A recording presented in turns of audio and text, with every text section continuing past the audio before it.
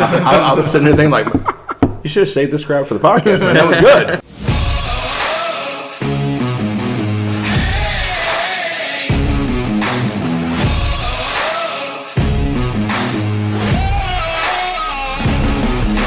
Hey guys, this is Future Brian jumping back in. We're back this week with my 4 pastor friends, as you can hear. And also, as you can tell in the intro, they actually started talking before I hit record this time. So it got started a little abruptly. We talk about the presence of a security team. We talk about the placement of some of the members. And we also talk about how to select security team members and just so much more. I hope you guys really enjoy this one. All right, ask that question at the beginning and we'll go with that again. I don't remember I didn't ask the question. What was the question? We weren't even talking about questions. I don't even know what we were talking about. Okay, so we were talking about that you don't know how many incidences your safety team has actually prevented because presence is a huge show of compassion and force. Yeah. And so like if somebody comes in and they're meaning to do harm, but everybody ignores them, it's solidifying in their mind sometimes that psychological problem that they may be dealing with, that they're thinking everybody hates them and everybody's against them, so they're here for the right reason now. They're here to do some harm. And they're just, a lot of them, while they're going to do something horrible and heinous and evil, they're really just crying out for help. And so that show of presence that says, you're going to have to get through me to do anything bad, but also I want you to know I'm extending my hand to you to tell you welcome. Sometimes that has helped prevent things. Yeah. And one of the things we were talking about was that, some studies I think that we've seen have indicated that the active shooters were thinking and reconsidering right up to the moment of pulling the gun out. Yeah. So if there had been something else in place to say, meet that person on a one-on-one level and say, hey, you okay today? Welcome to the church. We're glad to have you. If you want to stick around afterwards and ask us any questions, we'd love to talk. That kind of personal contact is what some of them are really craving, and they don't know how to get it. Mm-hmm. So now that you've got your wicked people, sure, they're just going to do harm. Well, but presence is the first step on that use of force ladder, right? That we teach. Just being there in a place sometimes stops certain things and or the presence that you are, emitting by the way you're standing, walking, whatever.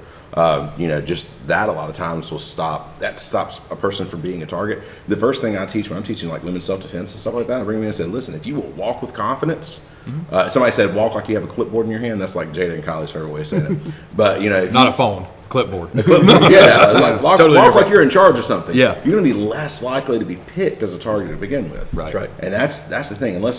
If you do that, then like statistics show like 95% of the time, unless they are like looking for you in specific, they're going to pass you along. Yeah. And I mean, so and even in the context of it, like a church, just the fact that you have a security team, safety team, whatever you want to call it, just the fact that people see them at all is sometimes enough to make them say like, nah, I think I'll pass. Mm-hmm. Yeah. Let me ask you a question. Yes. You mentioned something about having golf carts out in the parking lot. Sure. And you may want to cut this out because you may not want to answer this online. Oh, okay. Well, do you have security on the carts? Mm-hmm. Is that where your security starts? As far as marked security or as far as security team members on the carts? Security team members, yeah. So now this is a whole other thing too. It's taken us a while to get here, but Scripture talks about, where your treasure is will oftentimes be a revealer of your heart or your values. So we intentionally and strategically build into our budget funding for our security team so that not only can we maintain the level of security that we have, but also that we can continue to grow. So over the last 15 years, we have purchased 2 golf carts for the purpose of security for patrol, so that, cars don't get vandalized, but also so that just situational awareness.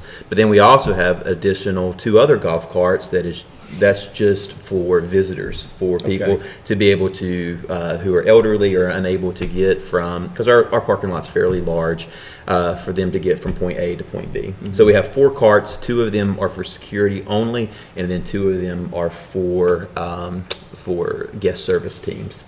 Okay. Now that same thing in mind at times, when you're on security, sometimes you're giving people rides because it's still first point of contact. And if you're there, you don't want to go like, nah, Ask that dude over there. That's right. But I'm not before, that guy. yeah, You need I just him carry over the there. guns. I'm too good for this. But even before we had the golf carts, we allowed them to use one of our vans. So that they could do the same thing, but it just wasn't in the golf cart. They used the van instead of the golf cart. But with the same thing, with the radios have been a game changer for 100%. our security team. 100%. And a lot of our security team, they have purchased their own radios, but we also give them access to one of our radios. They have their own independent channel that they communicate to one another through. And that is happening in the parking lot. That's happening in the children's wings. That's happening in the... We have 2 security guards that sit in the service while I'm on the platform or while worship is happening. And then we have security out in the rotunda or the lobby area. We have security out in the parking lot area. We have security in the children's area. And then we have security that are oftentimes in the skywalk that connects the children's area or the educational wing to the place of worship, the sanctuary. So they're all on communicating constantly and making sure that they're doing check-ins regularly. Right. Yeah. Well, the reason I ask is because I think our welcoming team and our security team, which is the same thing at our church, is the first point of contact should be out in the parking lot. Sure. Especially if somebody is new, they've never Yeah. been there before. Right. And that's one thing. I've got one guy that he does that great. I mean, absolutely. If it's raining outside, he'll grab an umbrella and he'll go walk people in. Sure. And he's not the leader, but he's the leader when it comes to that. Yep. Because he did that one Sunday, and the rest of the team just started grabbing umbrellas and bringing people in. I thought, now this is what I've been trying to get to happen for the last 18 years. Yeah. You know. That's right. That's right. But yeah, and that's what I was wondering, because, like I say, he is on the security team and he does that really well. He meets people out in the parking lot and he'll walk them in, especially if he doesn't know them. Right. He's the first one out there. Yep. I don't have to ask him, don't have to tell him. He just does it. And that kind of goes back to something we said earlier too. That you're very selective. You're picking people with a servant's heart, not the guy who's fully equipped. That's good. Because the servant heart mentality is what's necessary in the church for any position. Right. And so what you have there is somebody who's just got the right mindset to be there for people and be that first point of contact, and then to lead it in the right direction if it needs to go. So that's awesome. And he's been at church for a little over 3 years now, and he came because he and his wife were having trouble. And they contacted me because I knew the family and started having counseling services with sessions. Told you I could do Porky Pig. Started having counseling Howard sessions with the, them, and then to watch God change him over the last 3 years, and his wife. It's just been awesome. Praise God. I mean, That's it's awesome. been awesome. Yeah. So That is awesome. Wow. And I think that goes back to, one of the beautiful unintentional benefits of security team is it helps people get connected that otherwise would not be connected. Yep. The way that we schedule our teams is usually we always have them partner with individuals. So if you're in the skywalk, there's 2 people there. If you're at the door, there's 2 people there. Children's area, there's 2 people. And we intentionally have one that is probably more skilled at firearm safety and reaction for that. But then we also have an individual that may not be, but is very good with people, and has more of a leadership quality or leadership giftedness that could de-escalate a situation with not a firearm, but with their voice or with their mannerisms. So, right. I think it goes back to the importance of a safety team. It's just as important as a youth or a kids worker or someone. We're some of us get stuck in an old school mentality of, well, if there's no kids worker, well, there's no kids church. Well, if there's no safety worker, well, then there's no safety. Yeah. And it goes beyond. It's just as important as a worship team member or choir member, whoever's there to do what we refer to as church stuff. Yeah. Whatever. It's so important for that person to be there in today's mentality. What's changed? What's changed about today? I mean, there's just as much evil in the world as there always was. Sure. But what's changed in the world now, I think, is the distance between the morality of people. People are distancing themselves from churches anyway. We all know, we're all aware that church is on the decline. It's just the facts. Yeah. And so if we can kind of see that distance and see that detachment that's where all of these people are coming into churches and pulling out guns and doing all these negative things. We see that detachment. So therefore, I feel like it's a necessity to have a church safety team. It's not, oh, I guess we'll have one. Maybe we'll have it one day. No, it's just as important as any other ministry that's out there. And you have to figure too that like the safety team itself is there when you do it right and you work with your congregation and you see the needs and you fill those gaps. That like that safety team is there to help our congregation. Like they're there, like you said earlier. Like it's not just about stopping an active shooter. That's part of their training, sure, because we have to be aware of that. But we had a situation where I know we've all been uncomfortable in church before, right? And I'm not talking about because of the preacher. I'm saying that, like, but maybe some people have felt that too. But like we've all had uncomfortable situations because people are so varied in their personalities and their mannerisms, and so you'll have people who will, the bigger your church becomes, or the more it's known for this niche or that niche, which you can't avoid, you'll have people who think that they know everything, or you'll have people who think that they're better than the church, or you'll have people who totally disregard the fact of what the church is doing right now, that we're creating an atmosphere of worship and a mentality for people to be able to engage with God and be uninterrupted. And so, we had a situation where in our parking lot, somebody pulled up during the service, and it wasn't to break into anything. They pulled up during the service because they were in the middle of an argument on the highway right beside of us and decided to pull in and finish the argument in our parking lot. Yeah. Well, that meant that everybody was hearing what was going on. On a Sunday morning? Oh yeah. It was fantastic. So everybody hears what's going on. They were heading to church. No, they didn't even park. They pulled in the parking lot odd. Yeah. And you could hear them inside the car yelling. They got out of the car, started yelling at each other. And you don't know, I mean, when anybody is around that in the grocery store or in Walmart, like you walk away from that. That's uncomfortable because people don't have sort of a cultural mentality all of the time to say this is inappropriate for public. Like we see it with social media. People post their junk where it shouldn't be posted, so they do the same thing in real life. And so some people will bring their junk just wanting a place to have their junk. And, we want to be able to be accommodating and help people through that, but there's also a time and a place. And so with this situation, these people were yelling at each other. Well, that makes people nervous because people see yelling and it usually escalates into physical altercations, know. And so our safety team was able to go over and say, hey, if you guys have problems, we have marriage counseling here. We have all sorts of things we can help you with, but we just want you to know right now is not the time and the place for this. You're making people uncomfortable. If you're going to argue, we're just going to ask you if you get in your car and go to that church down the road and do it. That's right. No, but they sent them on their way. They let them know that they weren't allowed to do that there in the parking lot. The parking lot wasn't a boxing ring. No. And so people sort of look at churches as like a free space to do anything any day of the week. People will park in the parking lots in odd places. People will use them as pull-throughs. All those things. It's like everybody who sells something on Facebook Marketplace meets at a church. Like a Tuesday morning at 9 a.m. You got people out there selling stuff. So you have to watch it, and that's where the safety team came in to really make the other people feel comfortable. That's right. That we're just not going to allow this kind of mentality to happen at this point in time. That's right. Yeah, I think the way that you judge the success of your security team is, does it end up in a bad situation? In other words, the security team's job is to address concern and then to de-escalate. Yes. So that it doesn't become something that has unintentional consequences. We had last year we had a lady who showed up while another woman who was accusing of some nefarious activities was in the congregation worshiping. So this lady showed up and started putting flyers of what she was accusing the woman in the service of doing with her husband. So she was putting it on every windshield. And the security team, went right behind her, never addressed it, just went behind her and pulled up every flyer from the windshield. She has a picture that's on right. But it did have her phone number and address. Fantastic.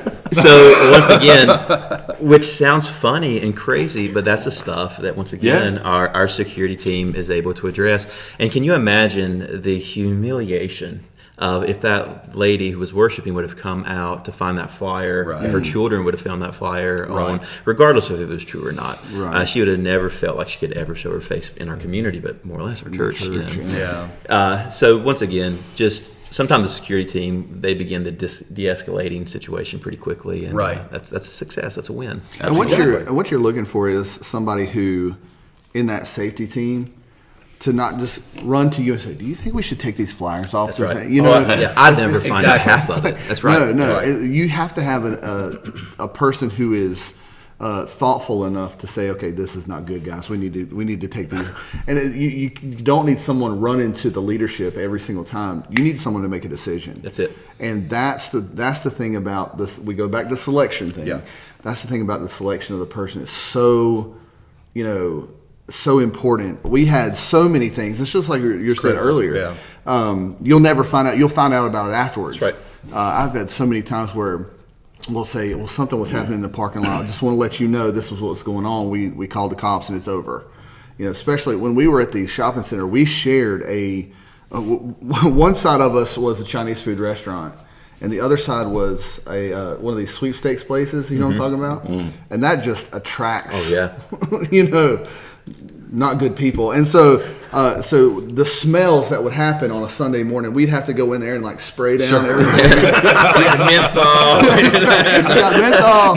And sesame chicken. And so we'd Totally have to different from a fog machine, right? Yeah. And so something was happening next door at that place, and we never, it did not. You do not want service interrupted, because the Spirit of God may be doing something in somebody's life, and then all of a sudden, but you have that person who's going to go, hey, wait a minute, should we call the police? No, just call somebody. We should not know about that if something's going on a Sunday morning or something like that. Yeah. So that's perfect. Yeah, that's exactly right. You need the people in place who are going to take charge, do the right thing, and they're going to be doing what you would do if you were available at that moment. Right. And it's exactly right. Like, we should, as pastors, we should never know what's going on unless some active harm is going to be done to the people while we're with them there at that moment. There are things we do debriefings after service, and so when we do that sounds way more technical professional than it actually is. Right. It's really like we all stick. You're in the situation room. Me and the guy sticking around afterwards. We're like, everything good? You good? Cool? Everybody good? Everybody got out here alive? No news is That's good all. news. That's good news, man. So and we'll address, like locks got stuck or something like that. He's like, hey man, I had a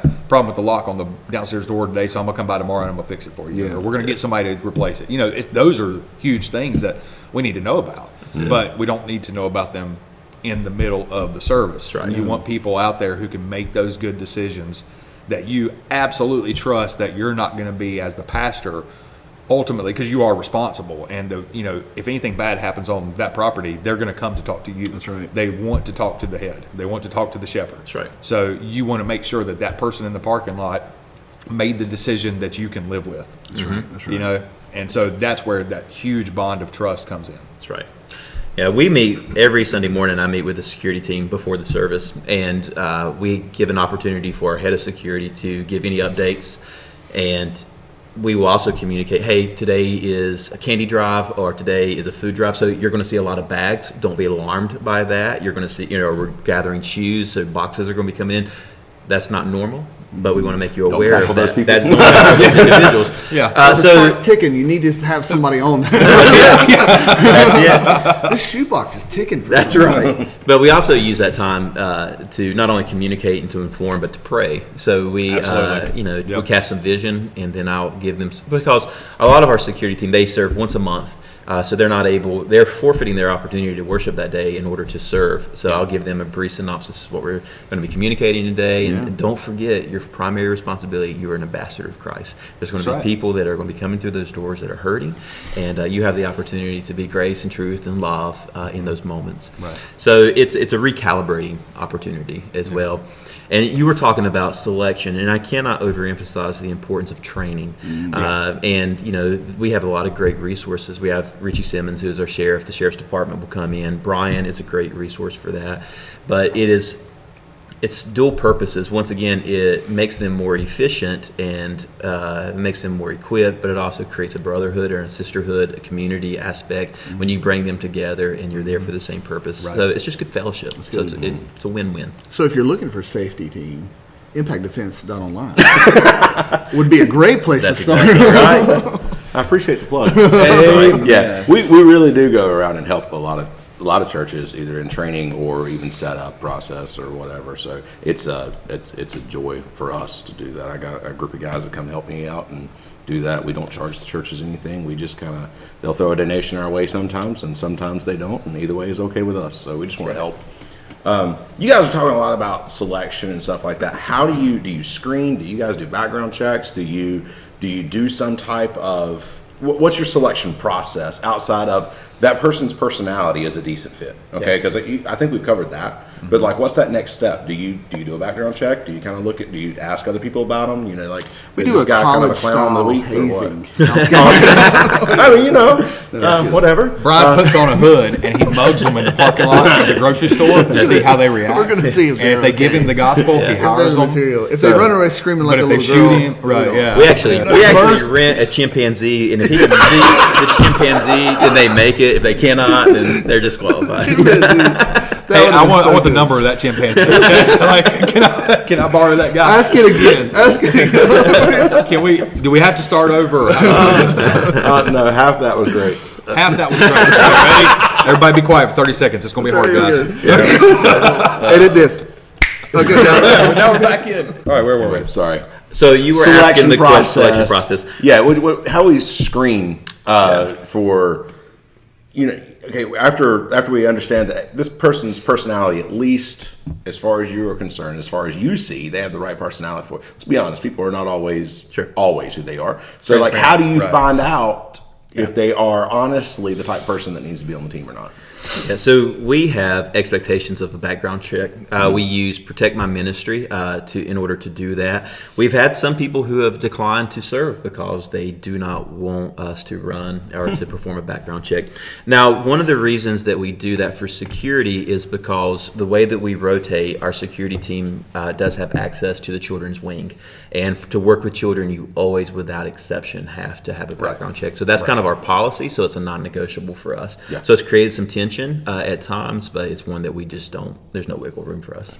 Yeah, same. Background checks are, whether they're coming through the county or Protect My Ministry, it's a great resource. Yeah. Today's the first day I've ever heard of that. Oh, it's awesome. It is. Yeah, we use it too. So it's one of these things where you can't afford not to be too safe. We all know this is a protection podcast. So I mean, the whole thing is about being safe. Yeah. So for us, it's Protect My Ministry. It's running background checks. It's doing some interviews. Have you ever had experience with this before?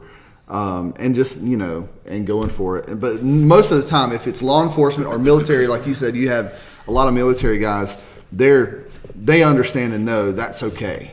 Run my background. It's fine. Most people are going to be like that if they are people who we're asking to do this. But that's what we use. It's a great tool. It's a great tool. Most individuals who have a concealed carry, they have had already. But there are things in people's past that they don't want their pastor to know. They don't care if the sheriff's department knows about it, but they don't want their pastor to know. So that's where we have run into some they don't want the people they worship with to know. That's it. That's it. It's like they want a clean break, and we should give them that. That's it. That's it. So I get it, and I respect it, but it's just a non-negotiable for us. Yeah. For us, we struggled with that because we wanted to define a selection process, right? And we wanted to try to have something on paper that we could report to. And we really struggled, and we fell into the realm of absolute trust, definitely background checks. Those are like logisticals that we're going to do that are going to be done. For us, we also looked at it like this person's a servant to the church. So we actually import the qualifications for a deacon in 1 Timothy 3. Oh, wow. And we actually look because that's a character of a person who wants to serve, right? And so I think we all know one of the reasons that the deacon is told he has to be tested first, even though that's not described for us. It's that some sort of a testing process has to occur within the church. One of the reasons behind that, I think we all can agree, is because if somebody wants to serve, they're willing to wait. And if somebody wants to lead, they want to do it now. And so that in itself sort of calls out personalities. That's deep. Yeah. I like that. Yeah, and that was where we were going with this, because we were thinking the same thing. Like biblically, like how do we get somebody in this kind of a serving position? And then we're like, oh well, there is a servant. It's a deacon, right? And so not all of our deacons are safety team or vice versa at all. But that's just such a generic platform to look at a servant heart that is just there in Scripture, and God's already got it kind of laid out for us. I mean, we're looking at the home life of this person. Would this person show up to church and them and their wife walk off in separate directions, fuming at each other every Sunday? Probably don't want that heart and attitude coming in and carrying a gun or wanting to encounter somebody. Is this person financially stable? I mean, is this person looking like they've got their home life in a decent direction, something that would model the gospel, something, again, that would I trust them with my wife and kids? Those are huge things for us in that selection process. And then we wait. We do a lot of waiting. I don't think anybody should ever get in a hurry on this. I think the worst thing you could do is get in a hurry to try to model your safety team like the church down the road, because I'm hearing stuff from you that I could never implement at my church. A golf cart at my church would be just we're in northern Davidson County, so we'd have four-wheelers actually. So, or side by sides, But it wouldn't make sense for my church, the church I serve. So that's great for yours, but for us, it's like I couldn't take your model and import it. That's right. So you have to be so patient over this, and that's where the trust and the faith comes in. Is that you're going in the direction, you've cast a vision, you're moving in the direction, you're putting the pieces together, but you also are very dependent on God to bring the right people in, and you're watching these people. You're seeing, we have all probably had people who came up to us and say, "Hey, I think there's a security team going around here. I want to get on that." And it's like, okay, we'll talk to you about that later, sort of thing. And it's like when somebody wants to do that, it's like, that's a huge red flag for us, because we want to be careful. Yeah. We want to watch and see, like, well, why do you want to do this? Are you, are you wanting to protect the flock? Are you wanting to do something here at church and not be involved in the worship service? If you have somebody who wants to use it as a way to not have to sit in the worship service, that's the wrong heart. That's right. Any kind of service that replaces your worship, you got a bad mentality on both of those. Good. So if you have a person like that who wants to get out of church, so to speak, and roam, then no, you don't really want that for your church. At least in my opinion is I would not want that person. I can't trust their decisions that I can live with them. So our selection process becomes very long and drawn out. We watch, we talk, we hardly ever approach people on the first go round on anything. We usually watch over the long term and see what's happening, and we have meetings and discussions, to say, hey, I think we see something in this person, and we like the way that their servant heart is coming out, and things like that. And then we'll start talking to people, and we'll say, if there is an opening, we may talk to you. We never try to make it like an offer or an interview or anything like that. We always say if, because normally we have everything in place that we need. So what we're looking is for alternates and things of that nature. But that selection process is very time consuming, and that's okay. Yep. That's okay, because you get to see people. Yeah. What Brandon's talking about, it goes back to vision. We use, for either good or bad, we use security team a little bit as an entry way or a doorway into service and into involvement. We believe at Mount Zion that everyone is created and designed and mandated to serve. So the expectations for our security team, as far as character, as far as lifestyle, etc., is a little bit less than somebody that's going to be on the platform or going to be teaching on a Sunday morning. But we want 100%. So in other words, you don't have to get all your proverbial ducks in a row before you come to serve at Mount Zion. We want 100% of our people who call Mount Zion home serving. Right. So we use the security team a little bit as a entry level, along with the guest service team, along with cafe team, etc. So we're a little bit more loose on it, but background check is required, but we don't go as far as the standard of if you were going to serve on the board or if you were going to serve as a teacher, etc. So different strategy, but same outlook. Same That's outlook, right. really. That's right. It is. I mean, we all know a deacon's not somebody who's a pastor. That's right. So there is a different level there. So I agree with that. Plus, you've got people in place who can kind of oversee and shepherd that group as well. Yeah. So that's the model you have for yours. That's and right. That works really well for y'all, I'm sure, because then you've got people you trust who are discipling somebody else. So that's right. a beautiful thing. Yeah. So you're discipling people in that way. That's awesome. And we try to create that team mentality where there's someone that's a little bit more spiritually down the road than the other individual that they're partnering with. What we have learned is, in Mount Zion's no exception, is that people, they might come to Mount Zion, visit Mount Zion for the worship and for the preaching, but they won't stay at Mount Zion because of the worship and because of the preaching. Mm-hmm. They will stay if they can get connected in discipleship or areas of service. Right. So therefore, we have tried to create some very open doors to certain areas of service, security being one, guest services being one, the cafe area being one. But we have a more narrow door for areas of teaching, children's ministry, Yes. leadership, etc. Yeah. That's good. Yeah. Yeah, that's real good.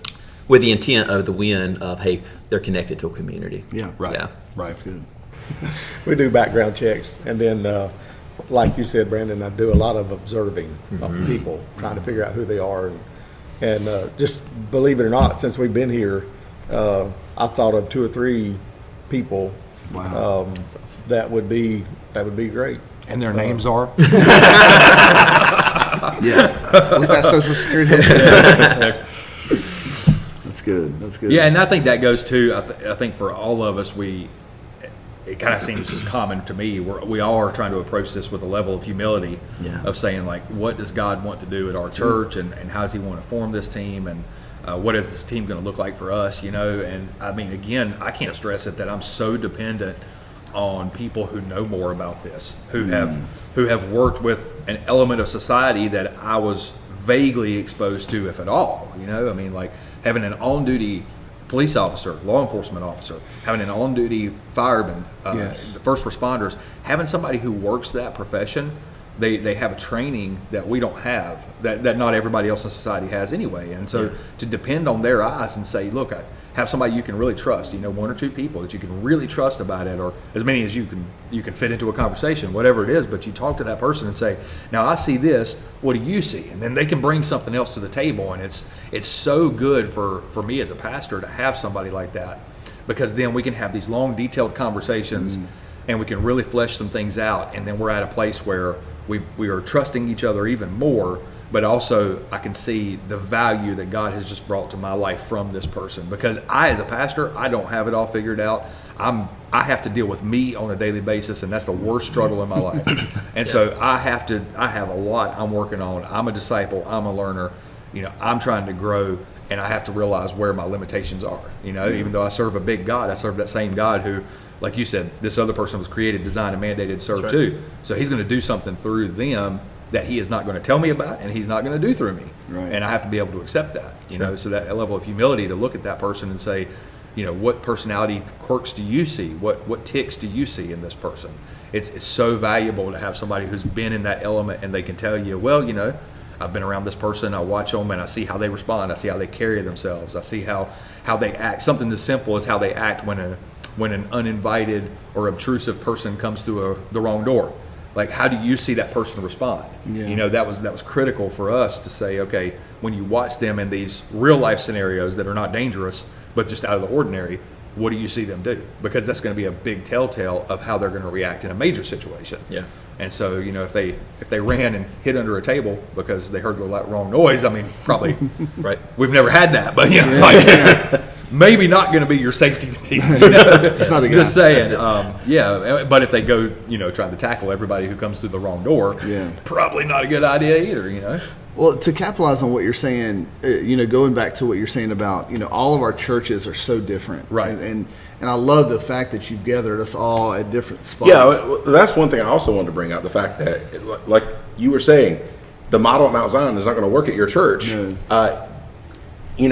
There's not one single model for a security or safety team for a church. No. Yeah. Okay. Yeah, but I think it's so important to have someone like you to come into the church. If someone is listening to this or watching this that has no safety team at their church, and they're looking to start one, it's so important to have someone like you to come in and say, okay, these are the exits, these are what people are looking for, this is where a potential dangerous person may sit. All of these things you have to strategically place. I think that would be a perfect way to start, is to have someone come in and kind of evaluate your building, because no church is the same. That's right. No church is the same with people or how they worship or anything like that. We hope we all worship the same God. That Jesus Christ is Lord of your life. All of that good stuff. That's what we want to make sure. We want to make sure that everything is similar, but the facilities are different. The people are different. Yeah. the way you get in and out of the building is going to be totally different. So I think my suggestion is to have someone like you to come in and say, okay, you have to watch this. This is what you have to do. Strategically placing cameras in areas where you're not turning it around to face the pastor. No, we want to see the people. We want to see faces. If something happens, we want to be able to, not to cheap out on cameras or anything like that, like get some good stuff, but like to where you can zoom in on this. This is the guy. This is the lady, or whoever. What this happened. It's so important to have that evaluation. That's something that we did in our building. We had someone come in and evaluate our facility, outside, inside, from the time you pull into the parking lot to the time you leave. These are people's experience. It shocks me sometimes. So we'll do like active shooter threat assessments for businesses and corporations in our area, and I've done them for churches as well. And I was brought into a big warehouse facility, and the things, I think familiarity kind of creates blindness. For a lot of people. That is, and I can understand that. Breeds complacency. It does. When you, like in this situation, the one probably shocked me the most. I was taken to this big warehouse, and they had their corporate connected to the warehouse, and they were worried about active shooter thing because there was an active shooter at another plant just a mile down the road from this place, and they were worried that something like that might happen there. The things that they did not see, easy ways that an active shooter could get into a place, because they had these security measures and like main entrances, and I was like, they're not going to use the main entrance. You see, like these, it was like 7 other ways to get to the corporate areas, and the guy that was their head of safety security for that place, he was looking to us. I have never once even thought about this. And it's amazing, and it's just the fact you're in this all day long, and you don't look at certain things in that respect. So just having that fresh set of eyes really does help, honestly. So the way we have it set up, you were talking about, you got some people strategically sat in they're sitting strategically in the sanctuary. We have a guy who's watching cameras the entire time. I'm like, that is the boringest job. It is. I've done that job. So, but if you have someone who's, let me step out and get some coffee, that's not what you want. You want someone who's going to be like, they like that kind of thing, but it's still super boring. I was like, can you hear this? Can you hear the service in there? Like, no, we're just looking at camera. I'm like, we got to get you to hear something, because you have to use all of your senses if you're going to be doing this job. I think. I think that's where like the benefit with us that you have a partner, so you can take that moment. It's like, all right, you sit here for a minute. I got to go get some coffee, something like that. That is vitally. Bathroom breaks, because they happen. Especially with long-winded pastors. That's right. Like we keep on going, man. That's why I made the announcement at the very beginning of this podcast. We are at hour number 6 right now. To be honest, this is going to be chopped up into at least 2, which I'm loving, because that's good. That's awesome. We are fully caffeinated and ready to go. It's like a Jocko podcast. Jocko's are like 4 hours. If somebody says, well, let me say this and I'll close, then you get for another hour. That's right. Last thing we're going to talk about. But I do think, Brian, that a fresh perspective is essential and important, and that's what we had to do. And then once again, they created a strategy for us, and when we first looked at it, we thought this is going to cost us $100,000. Cameras. But what we did was we broke it up, and every year we budgeted a new element until now 15 years into it, we have been able to accomplish much of what we planned for 15 years ago. And it just now is coming to fruition. But some of those blind spots in our areas, we've learned that if someone wants to do harm, they're looking for the path of least resistance. Exactly. Always. And we always do in life the things that we value the most, and the things that we value the most are oftentimes hard. And that goes back to the doors because we have, at Mount Zion, we probably have 20 entrances and exits. And that's a nightmare. So we had to begin the process of closing some of those that we opened up to the general public. And that created some negative resistance and feedback from our congregation. But because we valued it, we were willing to lead through it. And the reason we closed some of those exits was because that was the least resistance if somebody wanted to do harm. But we would have never seen that, because that was how we always did it until somebody came in and did a walk through our campus to say, hey, if I was going to kidnap a kid, here's an exit, and right here's the nursery. So Yeah. literally, they could take 5 steps, take a child, and you guys wouldn't even know it. So what do we have to do? We had to make the hard decision of closing that. You Even even though lock Sally's door and she can't get into it. that's no more. it. Even though that was Sorry, the Sally, closest to way to the adult education wing. You know? Yeah. And what we had to do is we had to tell our congregation, hey, wouldn't you sacrifice in order to provide an extra layer of security and safety for the kids that were called to steward? That's perfect. And you would think the answer would be, Yeah. absolutely. But the response was, freak no. Absolutely. That was that PG-13 part. We got it. Can you believe this guy, what he's saying? That's it. So, Well, yeah, and one of the things that I guess I have a different side of it because I didn't see resistance as much because people were already seeing needs because there was so much vulnerability kind of already exposed That's it. where we were. And one of those vulnerable aspects was that in a small community church, everybody in that community somewhere or another ended up with a key to the church. yeah. Like, that's good. and so you had some people who were going to be resistant because, wait a minute, this is my building. This is my building, my property. I pay my tithes, so this is my, well, your name's not on the deed. So, we're called to steward this for you. And so you have to address that. But then we also had people who were already asking the question, would I allow my kid's school to have the same safety measures my church has? And they couldn't answer that. They could not say that I would feel safe sending my kid to school the exact same way I bring them to church. Yeah. And when they couldn't answer that in an affirmative or a positive, then they were seeing like, okay, we don't have to have the full armed guard out there or anything like that walking around. Some churches may, I know of at least one church that has armed, on-duty police officers patrolling the campus. Like, it is a good visual for them. That's the culture they've got. Their people are okay with it. They love it that way, so that's great. But, it doesn't mean you have to have that full-on presence, but there does need to be some changes in everybody's church to say that we're going to start locking certain doors. Things are simple, and this is where the safety team really came in for me, was having these eyes. They were seeing things that we weren't ever looking at. Lexan on the glass of the windows in a downstairs door, whereas somebody could have just easily popped through single pane glass to reach in and unlock the deadbolt and come right in. Yep. We installed Lexan. It cost us $12.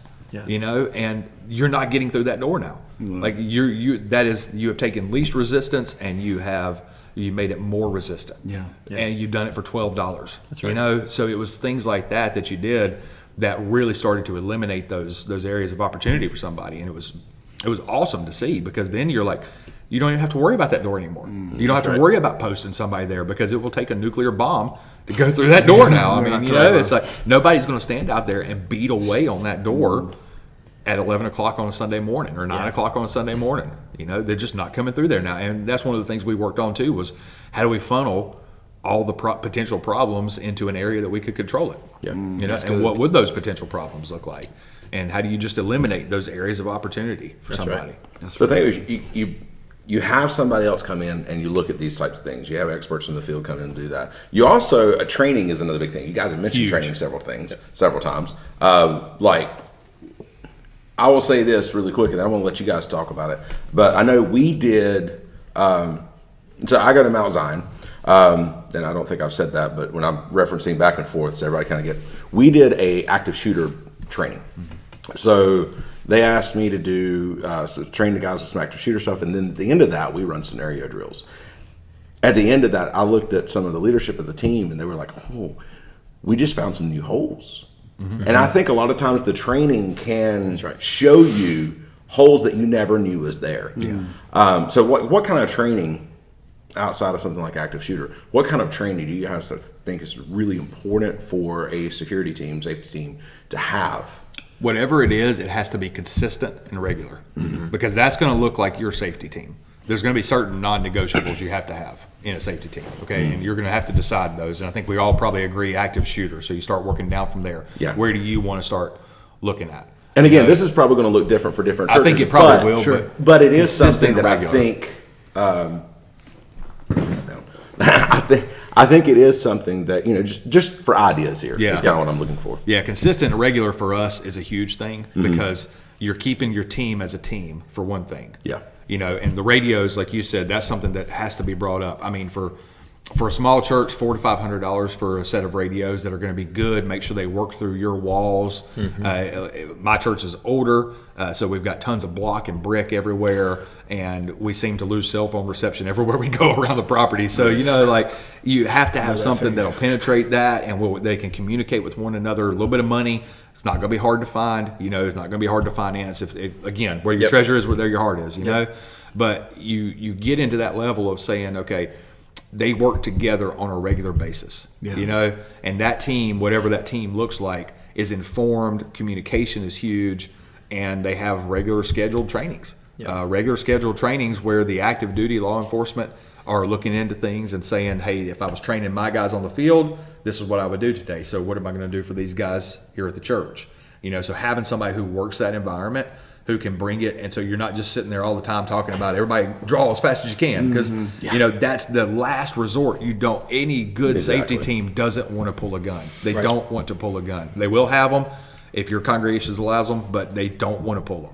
And training on de-escalation of force is huge. How to encounter somebody, how to engage somebody, how to talk to somebody, what tone of voice to use. That's right. Studying the escalation of force characteristics and things like that. Having somebody who can present that in a way that your layman and the security team can take, and having somebody definitely training in hand to hand.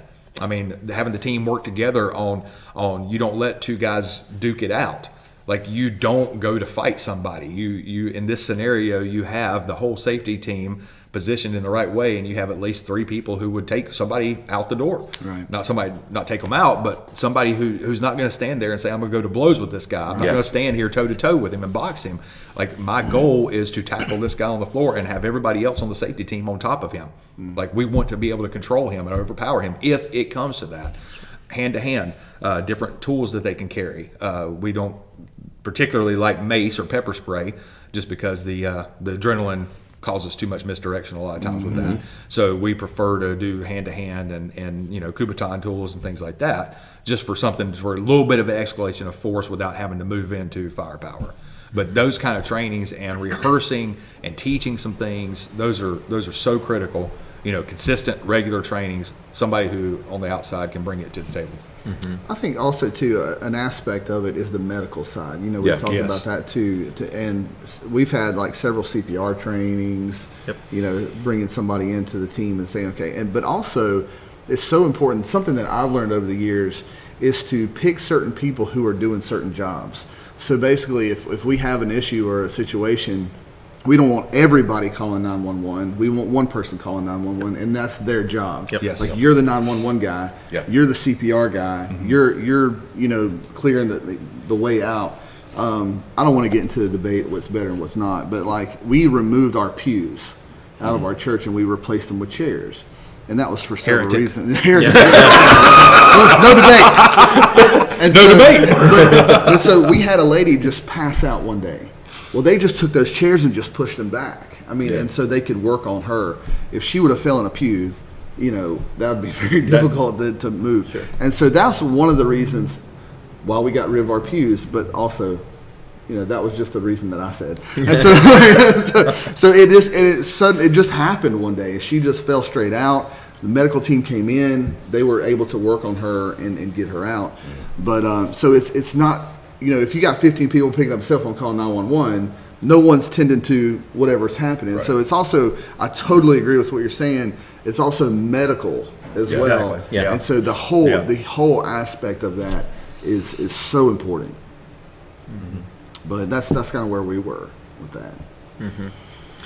Yeah, and in regard to medical, we have 3 teams that are kind of associated with that. We have guest services. We have a medical team that just made up of doctors and nurses, and then we have a security team. That's good. And there are neon green sheets that are at the guest services desk, as well as the security room where our cameras are. And in those areas, there are numbers of whoever is on duty that particular Sunday.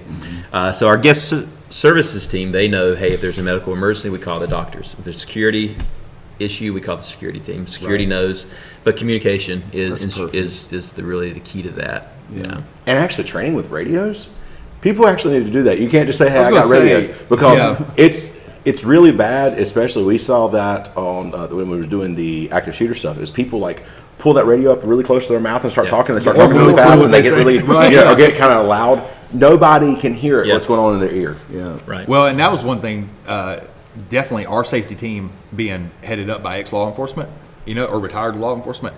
He has mandated that when our safety team pulls onto the property, they start doing radio checks. Yeah. Like that's their first thing. When they're on the property, they say, "I'm such and such, and I'm here on property." Right? I'm going to Sunday school. I'm going to do this, whatever, because they're also involved in other things probably. Yeah. But radio checks every day, and then or every service time that they come on board. But then they also do radio checks during their trainings. That's good. Like they dedicate certain amounts of time to just going around the facility and saying, okay, let's make sure we've covered everywhere to everywhere. Because again, block, brick, all that interferes with your radio frequency. Then not to mention when you have other people and electronic devices going on, but those radio checks are huge. And I would say too that the pastor has to be intimately involved. You don't have to run the safety team, but you have to be intimately involved in the training, because you have to be ready to be the calmer in a serious event, because your safety team is going to be busy keeping people safe. Your job as the pastor, you have to train with your team. You have to stand in a pulpit. You have to have times when nobody else is at church and the team's going to run through scenarios, where it would be something as in there's somebody outside who just passed out from a seizure. There's somebody inside who's getting up and they're getting ready to approach the pulpit. There's somebody who wants to talk to you in the middle of the service, because there's a lot of times that we as the pastor, we could calm somebody down in the middle of a service. None of us like to be interrupted. Throws our train of thought off. It kind of frustrates us. I mean, it kind of gets under my skin if somebody wants to interrupt me during the service, and that's probably a pride issue, because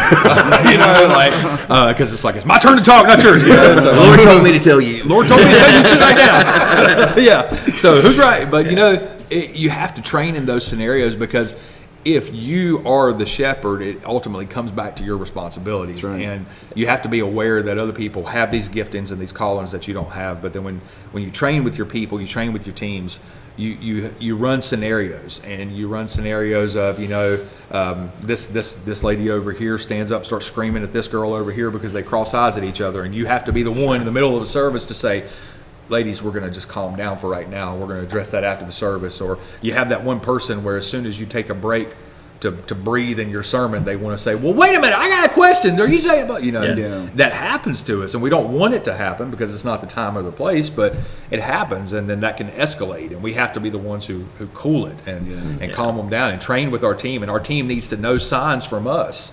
This is one thing we've developed for our team's sake, is I can give them a sign of when this has gone too far, we got to remove this person. Yes.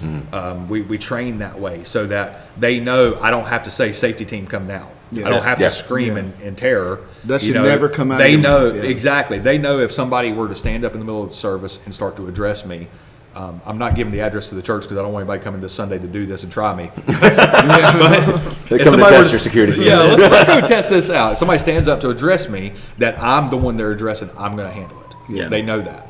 And so when I see that it has gone to a level where I can't control them anymore, I'm going to ask them politely to please sit down, because we're going to finish the service, and then you are welcome to stay with me after this time, and we're going to talk and pray. And if they still refuse, what's happening during that time is our safety team will move from their positions and start to close in on this person. They'll start to corral, very slowly, very, very, very discreetly.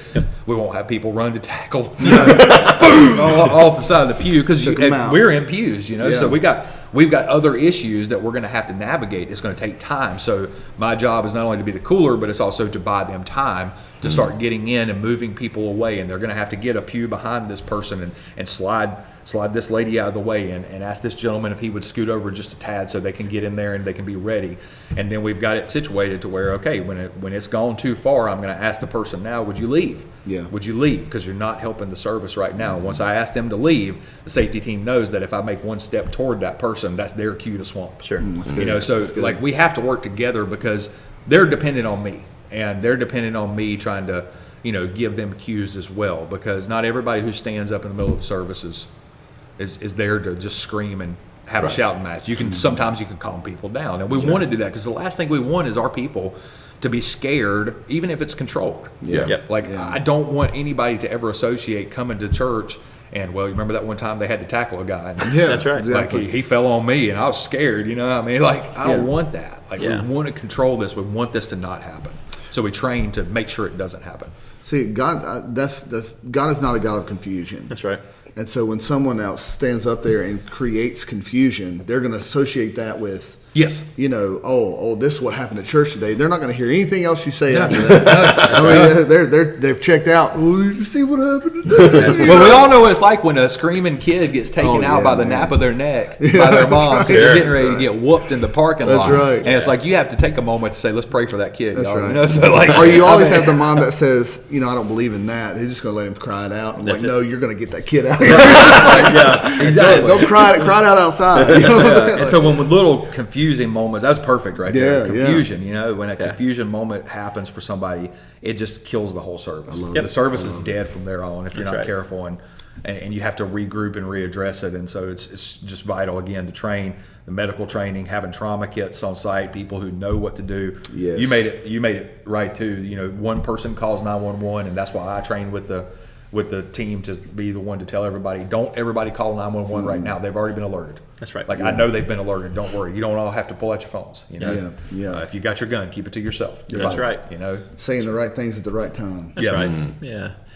We have a number of AEDs that are throughout our campus too, and those are good investments. We've had to use those several times. Yes. And the way the technology is now is that if you don't need it, it will not work. So it is able to read your heart rate. It is able to kind of assess the situation through technology, and it will administer a response accordingly. But we have trained our security team in order to do that. But once again, our medical team is largely as responsible Now, does your for that. That may have been the Does that- easiest training we ever did as well. Oh, it Those literally things it does it just for you. follow It does, the yeah, directions. you just put it on there and Hit it the button. assesses, and if it doesn't need it, it will not administer a shock unless or whatever. yeah. Unless Does it's yours required. also coordinate with your local fire departments and local EMS's readouts as well? Because I know does. that they So it prints out a Okay. readout Yeah. so that when the EMTs or whoever arrives, you can hand them that readout and they can assess Right. the situation from Right. there. Yeah. And we purchased one, and then the next year so now I think we have 6 total throughout our campus. But once again, that's an investment, and then you have to continue to maintain those batteries, et cetera. So Right, it's a right. continued investment, but we've only used it that I know of probably once or twice, but it's worth it. Yeah. It's worth it. Well, yeah. one time and it's worth it. That's right. That's right. That's right. Honestly, just the peace of mind of having something like that is honestly worth it. That's it. So. Hey guys, hope you enjoyed that episode.